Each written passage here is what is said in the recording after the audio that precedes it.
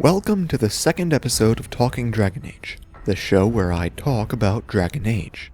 Last episode I talked about the ancient Dwarven Tig and touched a little bit on Red Lyrium. Today I will be talking more about Red Lyrium and where it came from. First, we need to establish some things about normal Lyrium and how Red Lyrium is different. First, let's look at how Lyrium is used. Mages have a natural connection to the Fade, and they can use Lyrium to amplify that connection. In other words, they draw on the power from Lyrium to cast their spells. Templars also make use of Lyrium, but in the reverse. Templars use Lyrium to disrupt mages' connection to the Fade. What this implies is that Lyrium itself has its own connection to the Fade. Solus even says to Varric, "It is the source of all magic, save that which mages bring themselves." Also, after completing a war table operation for Dagna, she confirms that Lyrium and the Fade are linked. Here is something else. In Dragon Age Awakening, Justice is trapped in the Grey Warden Kristoff's body and cannot return to the Fade. He asks the Warden-Commander for a gift, a ring made from pure Lyrium. He says the sort that mortals dream of in the Fade is different. In our world, it sings. He claims the sound is something only a spirit can hear, but it summons an ache he didn't know he had. I wonder, may I make a request? There is something in this world you call Lyrium. Might you find me an object made from it? Not to a body that is already dead, surely? I desire only the smallest bit of pure rock. The version of Lyrium that mortals dream of in the Fade, it is not the same. Here it sings. The sound is something only a spirit could hear, but it summons an ache I didn't know I had. I believe he feels himself being drawn back to the Fade, although he cannot go. Based on Lyrium's connection to the Fade and how it is used by both mages and Templars, I can infer that Lyrium is almost like the Fade itself being pushed into our world, like bleeding, and serving as sort of a battery. Obviously, this is not the only conclusion one can draw, but it is the one that I personally find the most plausible. If you have your own theories, please leave them in the comments so I can take a look at them. I really enjoy hearing what other people can think of. Now that I've explained all of that, let's move on to Red Lyrium.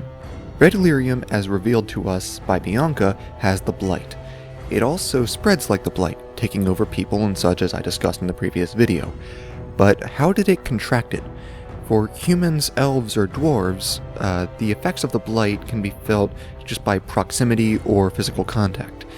Noting that no family in Orzammar's mining cast had ever seen Red Lyrium before, but there are darkspawn practically everywhere in the deep roads, if it were so easy for Lyrium to contract the Blight in the same way, someone in Orzammar would have had to seen it before. So how does Lyrium contract the Blight?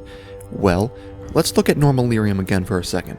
Sticking to the theory that Lyrium comes from the Fade, Red Lyrium should be no different in that regard. Meaning that the Blight inside Red Lyrium had to come from the Fade, and there's only one place in the Fade I know of that has the Blight: the Black City. Playing Dragon Age Inquisition, I wondered how Corypheus had known Red Lyrium even existed, let alone how to use it.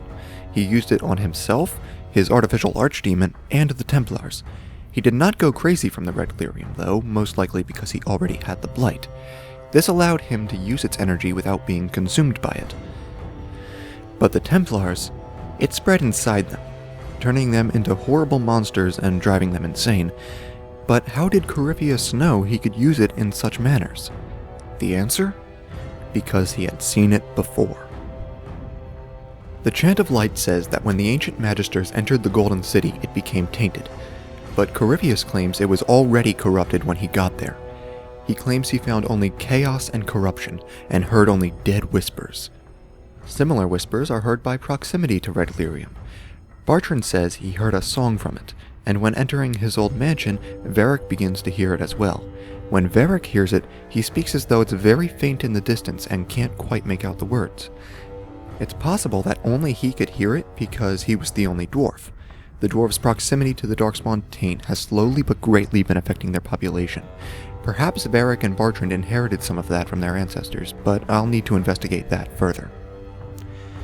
I should also mention that similar whispers can be heard should you choose to drink from the Well of Sorrows, though those are explained to be something different. I'll also say this. When in the Fade during Here Lies the Abyss, you may come across a vein of red lyrium that, when examined, will show this message. We are here, we have waited, we have slept, we are sundered, we are crippled, we are polluted, we endure, we wait, we have found the dreams again, we will awaken. Clearly some people are speaking through it, but who? I think it is quite possible that it is the Elven Gods. Fenharel is said to have tricked the Elven Gods and trapped them in the Fade. What if the place he trapped them was the Black City? Corypheus described hearing dead whispers, just like those from Red Lyrium. I once breached the Fade in the name of another to serve the old gods of the Empire in person. I found only chaos and corruption, dead whispers. For 1,000 years I was confused, no more. What if those were the whispers of Elven Gods? In a conversation with Cole, he talks about how Red Templars hear a different song. The song behind the door old whispers want open. I'll also throw this in here while I'm kind of on the subject. A long time ago, I thought it was possible that the old gods of Tevinter and the Elven Gods were one and the same, but upon research that just didn't make much sense. However, given how little we know of the Forgotten Ones, it might be possible that they are also the old gods of Tevinter. If anyone can find supporting evidence of this, or of the contrary, please let me know. There are a few gaps in this whole theory, and I am well aware of that, and so I'd really love to hear if you guys can add any supporting evidence or can disprove certain pieces of this. Or maybe you think I'm on the right track, but certain bits could use some polishing, so please comment with your takes on this theory because I'd love to read them. That's it for this episode, guys. I actually intended for this to be a shorter episode. It didn't work. Well, thank you for watching, my fellow theorists. Bye.